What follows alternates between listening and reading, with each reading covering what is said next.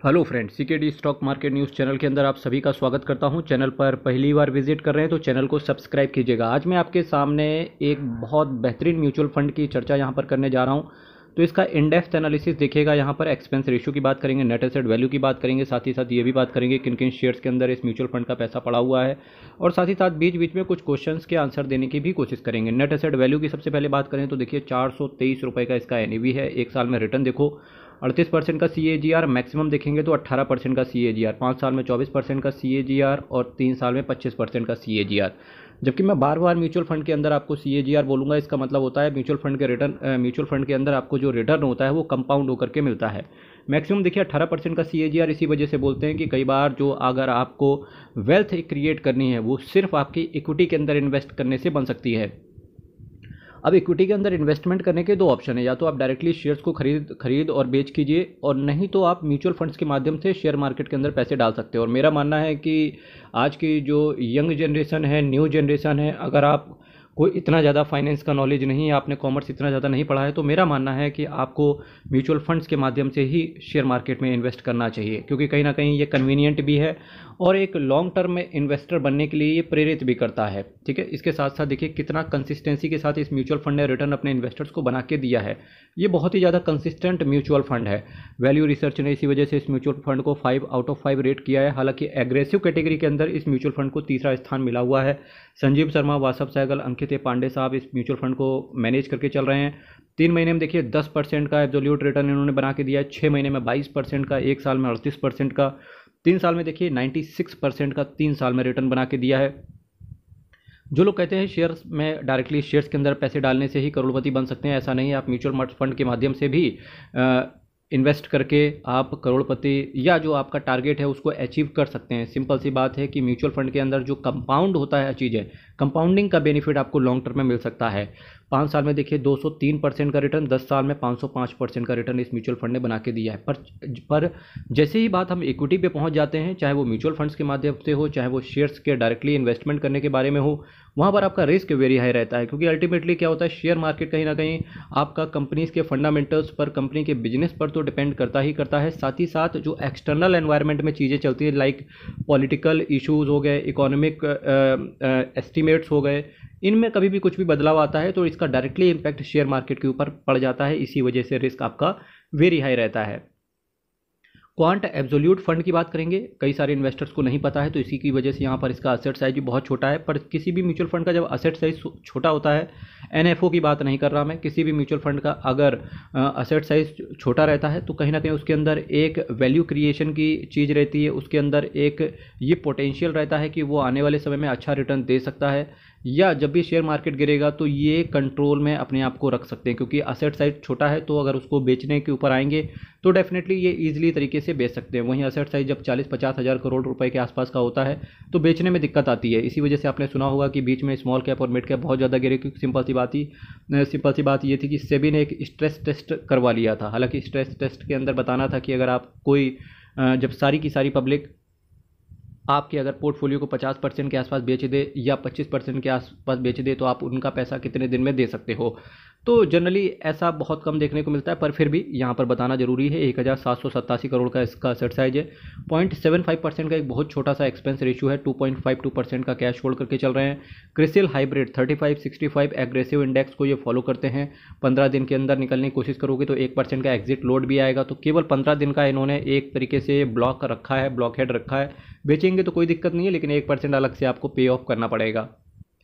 अब यहाँ पर बात करें कि एग्रेसिव कैटेगरी के अंदर इन्वेस्ट करने के फ़ायदे क्या क्या हैं। फ़ायदे सिंपल सी बात है कि अगर आपका ये 60 साल के ऊपर है या 40 साल के ऊपर है, या आप एक ऐसे व्यक्तित्व या ऐसे प्रतिभा के धनी हैं कि आपको रिस्क बहुत कम लेना है, आपको सिंपल सी बात है कोई भी ऐसा म्यूचुअल फंड हो तो जो केवल 12-13% का ही रिटर्न दे, तब उस सिनेरियो में आपके लिए एग्रेसिव कैटेगरी का म्यूचुअल फंड सही रहता है। सिंपल सी बात है, क्योंकि यहाँ पर क्या रहता है कि आपका पैसा फिक्स्ड इनकम वाली स्कीम्स के अंदर भी जाता है, साथ ही साथ इक्विटी के अंदर भी आता है। तो इक्विटी के अंदर उतार चढ़ाव देखने को मिलता है, पर जो फिक्स्ड इनकम वाली स्कीम्स होती हैं, अगर वहाँ पर पैसा जाता है तो चाहे मार्केट में कुछ भी हो, उथल पुथल हो, कुछ भी हो, अनटिल और अनलेस आपको रिटर्न मिलना ही मिलना है।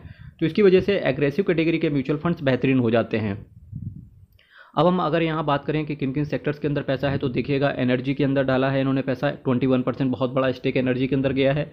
और ऐसा लगता है कि अब 2024-25 के जो आसपास का समय रहेगा वो एनर्जी का रहेगा, साथ ही साथ इंफ्रास्ट्रक्चर का रहेगा। तो कोशिश करके चलें इंफ्रास्ट्रक्चर और एनर्जी के अंदर, क्योंकि भारत अगर ग्रोथ स्टोरी लिख रहा है तो सिंपल सी बात है, एनर्जी और इंफ्रास्ट्रक्चर पर किसी भी कंट्री का अगर जोर रहेगा तो वो कंट्री आगे चल के ग्रोथ करेगी ही करेगी। Financial, metals and mining, technology, consumer staples, insurance, इसके साथ साथ communication, chemical, material, services, health care और कैपिटल गुड्स, ये कुछ सेक्टर हैं जहां इन्वेस्टर्स का पैसा गया है। बात करेंगे किन किन शेयर्स के अंदर पैसा है, तो देखिए कितना साफ सुथरे ढंग से इन्होंने पैसे को एलोकेट करके चला है। तो देखिए रिजर्व बैंक ऑफ इंडिया के कुछ सिक्योरिटीज़ वगैरह हैं, कितना पैसा गया है, 13% इन्होंने डाला है अपने पोर्टफोलियो का, 13% रिजर्व बैंक ऑफ इंडिया की सिक्योरिटीज़ में। इसी की वजह से मैं कहता हूँ कि देखिए अगर शेयर मार्केट गिरेगा तो इसका जो रिजर्व बैंक ऑफ इंडिया के कुछ बॉन्ड्स वगैरह हैं, शेयर मार्केट के गिरने का इसके ऊपर कोई भी इम्पैक्ट नहीं आएगा। सिंपल सी बात है कि मार्केट में कुछ भी होगा, इनको रिटर्न मिलना ही मिलना है। अगर इनको रिटर्न मिलना है तो इसका मतलब है कि आपको भी रिटर्न मिलना ही मिलना है। Jio financial services, Reliance industries, Adani power, Britannia industries, government of India, देखिए गवर्नमेंट ऑफ इंडिया के अंदर भी 5.85% इन्होंने स्टेक को ओन करके रखा हुआ है। Life insurance corporation, Jindal steel, GAIL India, steel authority of India, Tata consultancy यानी कि TCS हो गया, small industries development bank of India, SIDBI के नाम से आप इसे जानते हो, Wipro, Infosys, RailTel corporation, GOCL corporation, coal India, container corporation, Tata power, Aurobindo pharma, Poonawalla Fincorp, Adani green energy and quant gilt fund के अंदर इन्होंने थोड़ा सा स्टेक डाला हुआ है। बात करेंगे कौन कौन सी और भी अभी 2-4 ऊपर फिक्स्ड स्कीम की बात करी, यहाँ पर भी कुछ फिक्स्ड रेट ऑफ रिटर्न ही मिलता है, पर हाँ ये शॉर्ट टर्म के लिए एक तरीके से होते हैं। T-bills, repo, GOI security, CP, SDL, NCA, CGL, net weavers. अगर आपको ये नाम समझ में नहीं आ रहे कोई बात नहीं, आप अपने जहन में बस सुनते रहिए कुछ चीज़ें, क्योंकि over the period of time जब कोई आपसे ये पूछेगा तो चीज़ें समझ में आएंगी, और कभी फुर्सत में बैठेंगे तो इनके नाम भी बताएंगे, इनका डेफिनेशन भी समझाएंगे। आखिरकार अपना बैकग्राउंड ही इसी में रहा है। SBI मैग्नम चिल्ड्रंस फंड, अब यहाँ से कुछ चीज़ों की बात करते हैं, कुछ ऑल्टरनेट भी आपको देने की कोशिश करेंगे। SBI मैग्नम चिल्ड्रंस फंड, कुछ म्यूचुअल फंड ऐसे होते हैं जैसे चिल्ड्रन फंड्स के नाम से आ गए या रिटायरमेंट फंड के नाम से आ गए, जैसे अभी एक NFO लॉन्च हुआ है PGI इंडिया रिटायरमेंट फंड के नाम से। तो अल्टीमेटली वो फंड्स जो होते हैं वो ना रिटायरमेंट से रिलेटेड होते हैं, जैसे ये चिल्ड्रंस फंड है तो आप ये मत समझिएगा कि ये चिल्ड्रन से रिलेटेड है, आपके बच्चों के लिए है। जैसे रिटायरमेंट फंड है तो आप ये मत समझिएगा कि वो आपके रिटायरमेंट के लिए है। अल्टीमेटली म्यूचुअल फंड एक लोगों को लुभाने के लिए कुछ इस तरीके के नाम दे देते हैं, जिसकी वजह से इन्वेस्टर्स का कहीं ना कहीं एक भरोसा भी जाग जाता है। पर आपको उस भरोसे पर नहीं जाना है, आपको कोर इन्वेस्टमेंट की स्ट्रेटेजी पर जाना है कि वो म्यूचुअल फंड अल्टीमेटली है किस चीज़ का। जैसे PGI इंडिया रिटायरमेंट फंड की बात करेंगे तो वो एक मल्टी कैप कैटेगरी से होकर के आता है। कई बार आपको लोग कहते हैं कि NFO के अंदर पैसा डालना है, NFO के अंदर पैसा डालना है। आपको NFO के अंदर इन्वेस्टमेंट करने से बचना चाहिए। इससे क्या होता है कि कई बार क्या होता है कि आपको ऐसे म्यूचुअल फंड में पैसा डालना चाहिए जिसका एटलीस्ट कुछ पास्ट में कुछ पुराना इतिहास हो। तो इस चीज़ को ध्यान दे करके चलें। ये लुभावने स्टेटमेंट पे आपको चक्कर में नहीं आना है, जैसे चिल्ड्रंस फंड हो गया और जो रिटायरमेंट फंड हो गया, इनके नाम पे आपको नहीं जाना है। आपको जाना चाहिए उसके कोर, उसकी थीम पर जाना चाहिए कि कहाँ इन्वेस्टमेंट करते हैं। SBI मैग्नम चिल्ड्रंस फंड तो फिलहाल लॉक इन पीरियड में है और नया इन्वेस्टमेंट भी नहीं ले रहे। हालांकि अगर इसके रिटर्न की बात करेंगे तो रिटर्न ये अच्छा बना के दे रहे हैं इन्वेस्टर्स को।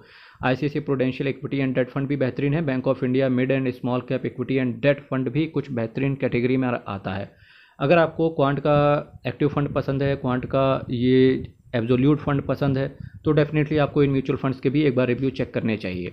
अब बात करेंगे क्वांट AMC के बारे में, तो देखिए इसका जो असेट अंडर मैनेजमेंट है या असेट साइज की बात करें तो 62,301 करोड़ का पूरी AMC का असेट अंडर मैनेजमेंट है।